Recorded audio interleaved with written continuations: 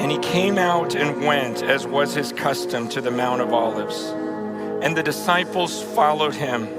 And when he came to the place, he said to them, "Pray that you may not enter into temptation."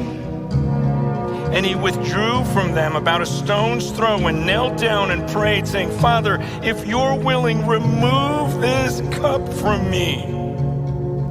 Nevertheless, not my will, but yours be done." And there appeared to him an angel from heaven, strengthening him. And being in agony, he prayed more earnestly. And his sweat became like great drops of blood falling to the ground. And when he rose from prayer, he came to the disciples and found them sleeping for sorrow.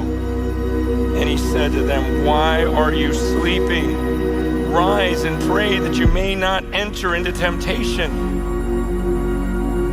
While he was still speaking, there came a crowd. The man called Judas, one of the 12, was leading them. He drew near to Jesus to kiss him, but Jesus said to him, "Judas, would you betray the Son of Man with a kiss?" And when those who were around him saw what would follow, they said, "Lord, shall we strike with the sword?" And one of them struck the servant of the high priest and cut off his right ear. But Jesus said, "No more of this." And he touched his ear and healed him. Then Jesus said to the chief priests and the officers of the temple and elders who had come out against him, "Have you come out as against a robber with swords and clubs?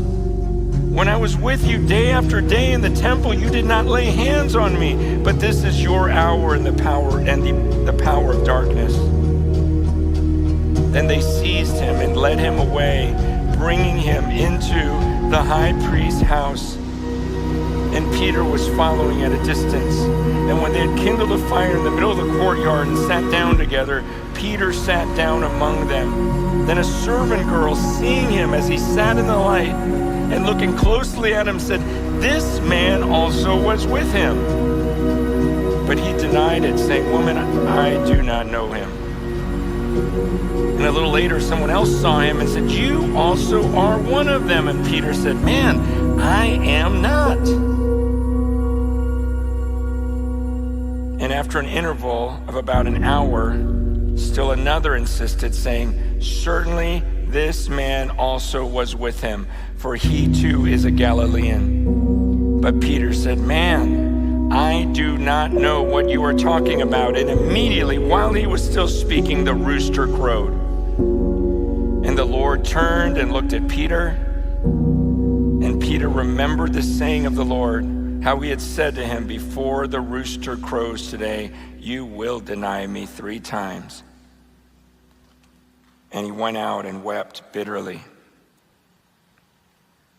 Now the men who were holding Jesus in custody were mocking him as they beat him. They also blindfolded him and kept asking him, "Prophesy, who is it that struck you?"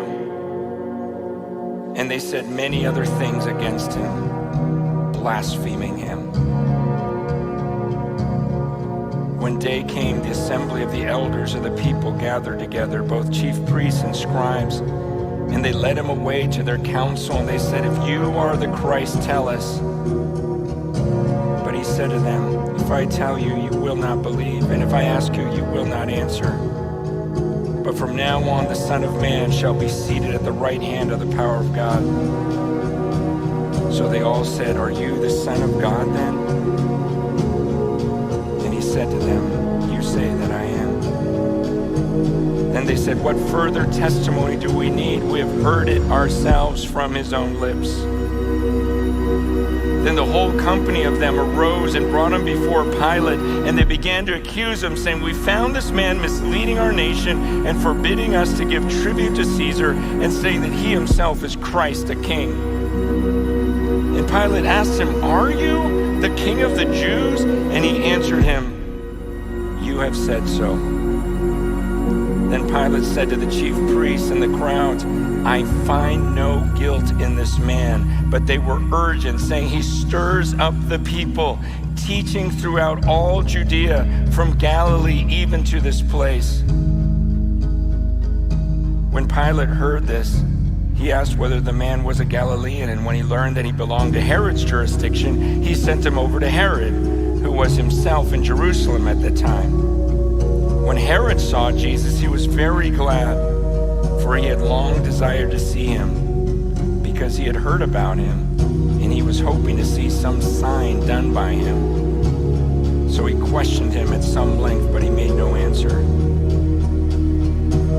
The chief priests and the scribes stood by, vehemently accusing him.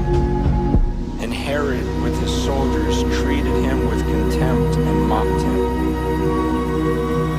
Then arraying him in splendid clothing, he sent him back to Pilate. And Herod and Pilate became friends with each other that day, for before this they had been at enmity with each other. Pilate then called together the chief priests and the rulers and the people and said to them, you brought me this man as one who was misleading the people. And after examining him before you, behold, I did not find this man guilty or any of your charges against him. Neither did Herod, for he sent him back to us. Look, nothing deserving death has been done by him. I will therefore punish and release him. But they all cried out together, away with this man, and released to us Barabbas, a man who had been thrown into prison for an insurrection started in the city and for murder. Pilate addressed them once more, desiring to release Jesus, but they kept shouting, crucify, crucify him. A third time he said to them, why? What evil has he done? I have found in him no guilt deserving death. I will therefore punish and release him. But they were urgent, demanding with loud cries that he should be crucified, and their voices prevailed. So Pilate decided that their demand should be granted. He released the man who had been thrown into prison for insurrection and murder, for whom they asked, but he delivered Jesus over to their will. And as they led him away, they seized one Simon of Cyrene, who was coming in from the country, and laid on him the cross to carry it behind Jesus. And there followed him a great multitude of the people, and of women who were mourning and lamenting for him. But turning to them, Jesus said, daughters of Jerusalem, do not weep for me, but weep for yourselves and for your children.